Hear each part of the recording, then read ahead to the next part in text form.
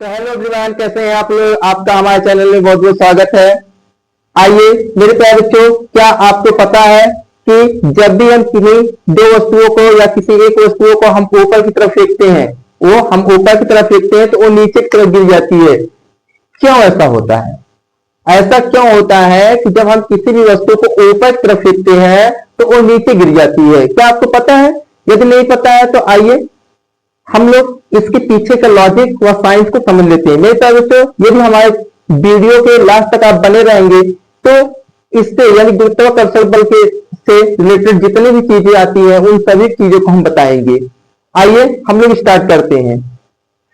तो मेरे प्यारे बच्चों, जैसा कि आपको पता है कि आज का हम लोग का टॉपिक होने वाला है गुरुत्वाकर्षण बल। गुरुत्वाकर्षण बल क्या होता है, या किसने दिया, कब दिया, और हमारे प्रकृति में सबसे कमजोर बल या दुर्लभ बल कौन से होते हैं, इन सभी चीजों की बातें हम इस वीडियो के अंतर्गत करेंगे। यदि हमारे वीडियो को अंत तक आप देख लेते हैं तो इनसे आने वाला एग्जाम में इनसे आने वाला हर एक प्रश्न का आप उत्तर आसानी से दे पाएंगे। तो इसलिए हमारे वीडियो को स्किप ना करते हुए आप लास्ट तक बने रहें। हाँ, यदि हमारा वीडियो आपको अच्छा लगेगा तो आप हमारे वीडियो को लाइक, सब्सक्राइब तथा बेल आइकन को प्रेस करेंगे, जिससे आने वाला वीडियो आपको तुरंत मिल सके। और कमेंट करना एकदम ना भूलें। तो आइए मेरे प्यारे बच्चों, हम स्टार्ट करते हैं। तो जैसा कि आपको पता, हमने बताया कि गुरुत्वाकर्षण बल हमारे प्यारे बच्चों दो शब्दों से मिलकर बना है। गुरुत्वाकर्षण बल हमारे दो शब्दों से मिलकर बना है। कौन कौन से शब्द? तो आइए हम बताते हैं। तो मेरे प्यारे बच्चों, गुरुत्वाकर्षण बल एक तो गुरुत्व प्लस आकर्षण, गुरुत्व प्लस आकर्षण से मिलकर हमारा बनता है, गुरुत्वाकर्षण बल। गुरुत्वाकर्षण बल यानी गुरुत्व धन आकर्षण से मिलकर हमारा गुरुत्वाकर्षण बनता है। यानी गुरुत्वाकर्षण का हम अगर संधिविच्छेद करें तो गुरुत्व धन आकर्षण बराबर गुरुत्वाकर्षण होता है। तो मेरे प्यारे बच्चों, जैसा कि आपको अभी अभी बताया कि गुरुत्वाकर्षण बल के संधिविच्छेद अगर किया जाए तो किस प्रकार से होगा। आइए आपको हम बताते हैं कि यह शब्द कब और किसने दिया। तो मेरे प्यारे बच्चों, गुरुत्वाकर्षण बल शब्द सर आइजक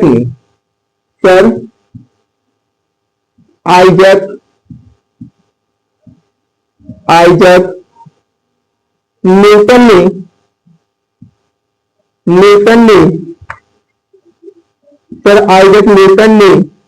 सन 1665 में इस शब्द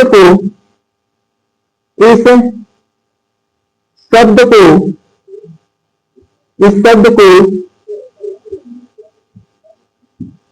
तो दिया। किसने दिया मेरे बच्चों? सर आइजक न्यूटन ने सन 1665 में गुरुत्वाकर्षण शब्द दिया। जैसे कि आपको पता है कि सर आइजक न्यूटन जो है एक बार एक पेड़ के नीचे बैठे हुए थे, तो उनके अचानक जिस पेड़ के नीचे बैठे थे उस पेड़ से एक सेब गिरा। जब सेब गिरा तो उन्होंने जब देखा कि यार नीचे सेब गिरा, तो उनके मन में आई कि सेब नीचे ही क्यों गिरा, क्यों ये ऊपर तरफ नहीं चला गया। जैसे कि मान लीजिए कि मैं ये मार्कर मेरे पास है, अगर इस मार्कर को मैं ऊपर तरफ फेंकूं, देख सकते हैं आप, ये नीचे तरफ गिर रहा है। ऐसा क्यों? हम ये मार्कर ऊपर ना जाकर नीचे ही क्यों गिरा? तो इसके पीछे साइंस यह है कि हमारे पृथ्वी पर गुरुत्वाकर्षण बल पाया जाता है। हमारे पृथ्वी पर क्या पाए जाते हैं? गुरुत्वाकर्षण बल पाए जाते हैं, जिसके कारण किसी भी वस्तु को जब हम ऊपर फेंकते हैं तो नीचे की तरफ गिरती है। तो मेरे प्यारे बच्चों, आइए हम देख लेते हैं गुरुत्वाकर्षण की परिभाषाएं। तो इसको हम फिर मिटा दें, आप नोट कर लीजिएगा। ओके,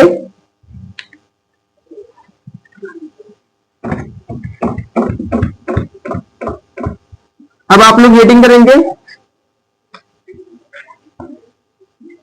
गुरुत्वाकर्षण गुरुत्वाकर्षण गुरुत्वाकर्षण बल क्या है? क्या है गुरुत्वाकर्षण बल क्या है? तो मेरे प्यारे बच्चों, गुरुत्वाकर्षण बल क्या है इसको समझेंगे हम लोग।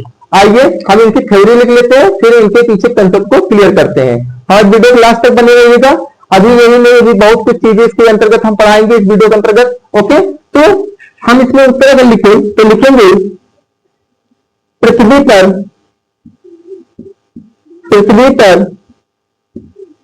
उपस्थित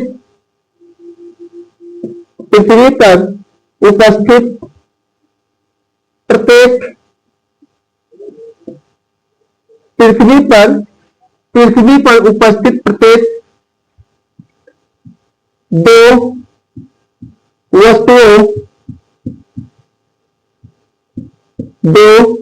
वस्तुओं के बीच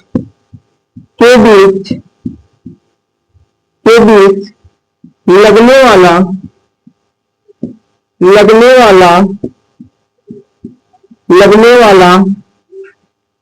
बल को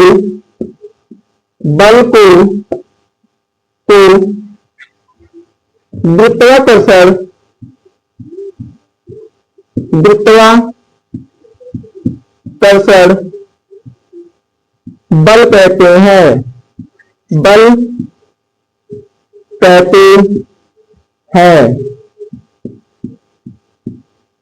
बल कहते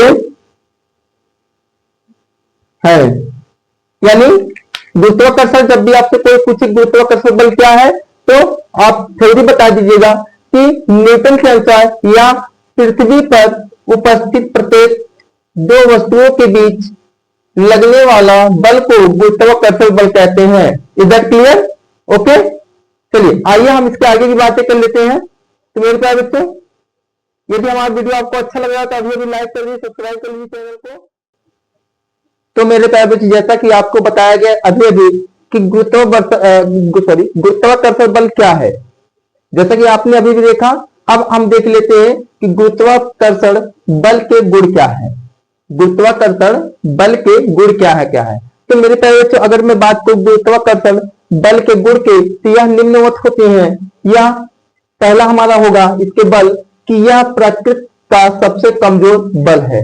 तो जब भी कोई आपके एग्जाम में पूछा जाए कि प्रकृति का सबसे कमजोर बल कौन सा होता है, प्रकृति का सबसे कमजोर बल कौन सा होता है, तो आप बताइएगा गुरुत्वाकर्षण बल होता है।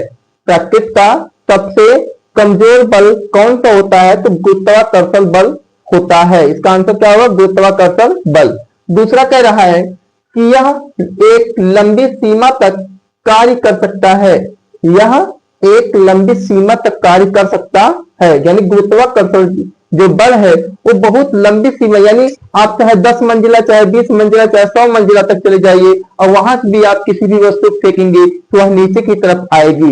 यानी लंबी सीमा का मतलब ये हुआ कि कितनों भी आप ऊंचाई चले जाइए, आप 100 मंजिला के ऊपर यानी बुर्ज खलीफा के ऊपर भी चले जाएंगे तो वहां से भी किसी वस्तु फेंकेंगे मेरे प्यारे बच्चों तो वो भी नीचे की तरफ ही आएगी। इसका यही गुण है कि यह एक लंबी सीमा तक कार्य कर सकता है। और मेरे प्यारे बच्चों, यह सदैव वस्तुओं को अपनी तरफ आकर्षित करता है। यानी यह सदैव किसी भी वस्तु को क्या करता है? अपनी तरफ आकर्षित करता। आकर्षित मतलब खींचता है। आकर्षित मतलब क्या करता है? खींचता है। तो जब भी किसी भी वस्तु को आप ऊपर की तरफ फेंकते टिकिया नीचे की तरफ आती है ना, यानी जो गुरुत्वाकर्षण बल होता है ये अपनी तरफ आकर्षित करते हैं, खींचने का काम करता है। ओके, अब हम तीसरा इसका देख लेते हैं। चौथा हमारा होगा यह दो वस्तुओं के बीच उपस्थित माध्यम। यह दो वस्तुओं के बीच उपस्थित माध्यम, जिस माध्यम का मतलब हवा पानी इस बल को प्रभावित नहीं कर सकता है। यानी अगर हम किन्हीं भी वस्तुओं को नीचे तरफ मतलब ऊपर तरफ फेंकते हैं तो और नीचे आती है, तो कह रहा है ना कि यह दो वस्तुओं के बीच उपस्थित माध्यम या वो माध्यम कौन कौन सकते हैं? हवा और पानी इस बल को प्रभावित नहीं कर सकता है। ओके, आई होप आपने यहां तक समझ लिया होगा। तो हमारी गुरुत्वाकर्षण के गुण या 4 मुख्यतः हमने बताया है। ओके, तो मेरे प्यारे बच्चों, जैसा कि अभी अभी हमने देखा गुरुत्वाकर्षण के गुण, अब हम देख लेते हैं गुरुत्वाकर्षण के सार्वभौमिक नियम। यानी इस नियम के अनुसार आप किसी भी गुरुत्वाकर्षण बल को निकाल सकते हैं। आइए हम इनको समझ लेते हैं। यानी गुरुत्वाकर्षण का सार्वभौमिक नियम, आप भी अपने कॉपी पे नोट कर लीजिएगा, गुरुत्वाकर्षण का सार्वभौमिक नियम। तो मेरे प्यारे बच्चों, गुरुत्वाकर्षण का सार्वभौमिक नियम क्या होता है, आइए हम आपको बताते हैं। तो मेरे प्यारे बच्चों, ब्रह्मांड में उपस्थित किन्हीं दो पिंडों के बीच लगने वाला आकर्षण बल तथा उनके द्रव्यमानों के गुणनफल के अनुक्रमानुपाती तथा उनके बीच के दूरी के वर्ग के व्युत्क्रमानुपाती होता है। क्या हमने बताया कि ब्रह्मांड में उपस्थित किन्हीं दो पिंडों के बीच लगने वाला आकर्षण बल तथा उनके द्रव्यमानों के गुणनफल के अनुक्रमानुपाती तथा उनके बीच के दूरी के व्युत्क्रमानुपाती होता है। नहीं समझ आया? कोई बात नहीं, आइए हम इसको डायग्राम के माध्यम से समझते हैं। तो आइए थोड़ा सा इसको मिटा दें मेरे प्यारे बच्चों। ओके, मिटा देते हैं, नोट कर लीजिए आप लोग। हाँ ठीक, जैसे कि मैंने माना ये मेरे पास दो पिंड है, ये हमारे पास दो पिंड है,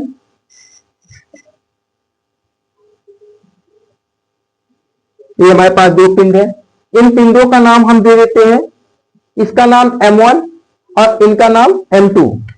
इनका नाम हमने क्या दिया, M1, और इसका नाम क्या हो जाएगा, M2। इन दोनों पिंडों के बीच की दूरी भी कुछ होगी। भाई हमने, जैसे कि हम यहाँ पे आपको, हम रिकॉर्डिंग कर रहे हैं, वीडियो को शूटिंग कर रहे हैं, तो हम जहां पर हैं और हमसे दूरी जो हमारी कैमरा है उसकी कुछ दूरी होगी कि नहीं होगी। तो ठीक उसी प्रकार माना कि कोई पिंड M1 है और कोई दूसरा पिंड M2 है, इन दोनों के बीच की दूरी यानी हमने माना R है, इन दोनों बीच की दूरी क्या है, R है। तो हमारे डिफिनेशन के अनुसार, डिफिनेशन कहता था कि ब्रह्मांड में उपस्थित किन्हीं दो पिंडों के बीच लगने वाला आकर्षण बल, दो पिंडों के बीच लगने वाला आकर्षण बल तथा उनके द्रव्यमानों, यानी द्रव्यमान कौन से है, M1 और M2, इनके गुणनफल के अनुक्रमानुपाती, यानी इनके गुणनफल के हमारे इक्वेशन बनता है कि अनुक्रमानुपाती, यानी हम अगर मैं बात करूं तो मेरे पास F अनुक्रमानुपाती क्या हो जाएगा, M1 और M2, इनके गुणनफल। तो गुणनफल क्या है, ये अनुक्रमानुपाती का सिंबल होता है। अनुक्रमानुपाती क्या होता है, अनुक्रमानुपाती वह होता है कि यदि हम किसी भी द्रव्यमान, किसी भी वस्तु का द्रव्यमान को अगर बढ़ाते हैं तो उसके साथ साथ दूसरा भी द्रव्यमान क्या होगा, बढ़ेगा। यदि दूरी को बढ़ाते हैं तो उसके साथ साथ दूसरा भी उसकी दूरी बढ़ेगी। ये अनुक्रमानुपाती का अर्थ होता है।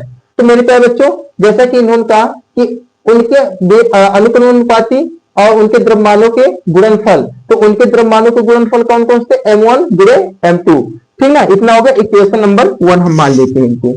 इसको बेटा हम इक्वेशन नंबर 1 मानेंगे।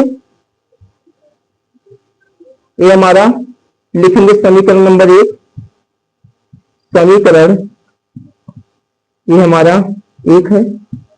अब हम फिर अगला उनका डिफिनेशन था, तथा उनके बीच लगने वाली दूरी के वर्ग के बीच क्रमानुपाती होता है, तथा उनके बीच लगने वाली दूरी के बीच क्रमानुपाती होता है। तो दूसरा हमारा इक्वेशन बनता है F बीच क्रमानुपाती 1/R और उनके वर्ग था, तो ये हमारा वर्ग हो जाएगा। ये हमारा समीकरण नंबर 2 मेरे प्यारे बच्चों बन जाएगा। समीकरण नंबर कौन सा हमारा है, समीकरण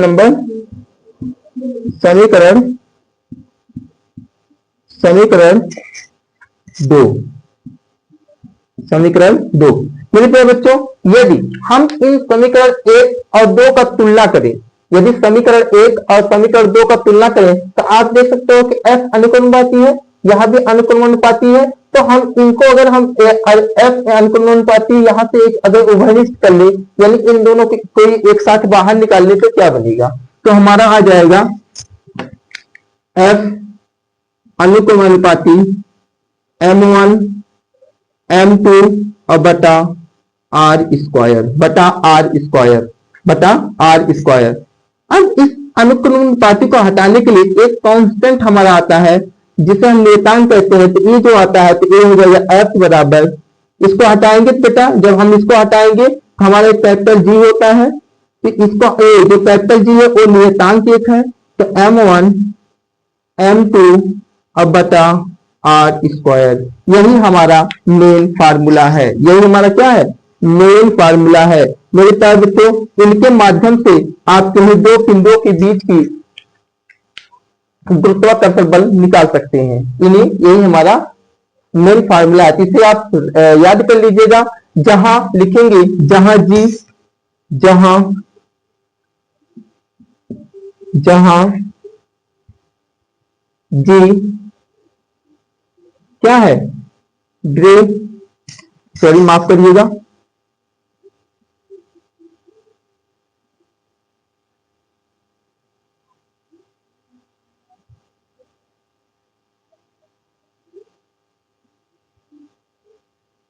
मेरे प्यारे बच्चों जहां जी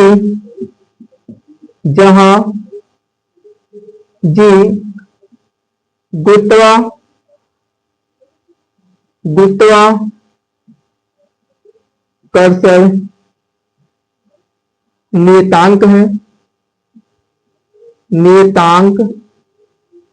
है, जहां गुरुत्वाकर्षण जी क्या है, नियतांक है, तथा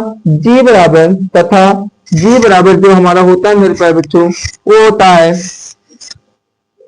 6.67 इंटू 10 की power 11 newton metre KG square यह होता है। यह एक फिक्स वैल्यू है, सॉरी माफ करिएगा, ये हमारा मेरे प्यारे बच्चों ये हमारा फिक्स वैल्यू है। जी का मान जब भी आपसे कोई पूछेगा तो आप बता दीजिएगा 6.67 इंटू 10 की पावर माइनस की 11 6.67 इंटू 10 की power minus 11 newton metre square प्रति किलोग्राम स्क्वायर होता है। ओके, इतना क्लियर है? ओके, तो आप इसे नोट कर लीजिएगा मेरे प्यारे बच्चों। हाँ, एक बार पुनः हम आपको समझा देते हैं कि m1 व m2 ये क्या है, हमारे कोई दो पिंड है, इनके बीच की दूरी r है। तो हमारे डिफिनेशन के अनुसार आया था कि ब्रह्मांड में उपस्थित किन्हीं दो पिंडों के बीच लगने वाला आकर्षक बल तथा उनके द्रव्यमानों के गुणनफल के उनके द्रव्यमान m1 m2 के गुणनफल का मतलब क्या होता है, m1 और m2 इनके बीच में गुणा लगा है के अनुपाती तथा उनके बीच की दूरी के वर्ग के बीच क्रमानुपाती होता है। तो हमने उनके डिफिनेशन के अनुसार दो इक्वेशन बनाया, दोनों इक्वेशन हमने जब इसको सॉल्व किया, तुलना किया, तो हमारा एफ जो अनुपाती एक हमारा क्या आ गया, उभयनिष्ठ आ गया। तो हमारे पास क्या बचा, m1 m2 और बटा क्या हो जाएगा आर स्क्वायर। अगर हम इस अनुक्रमानुपाती को हटाएंगे, अनुक्रमानुपाती सिंबल को हटाएंगे तो यहाँ पर एक कैपिटल जी आ जाएगा, यानी इसको हटाएंगे तो क्या आ जाएगा, कैपिटल जी आ जाएगा m1 m2 बटा आर स्क्वायर। तो जहां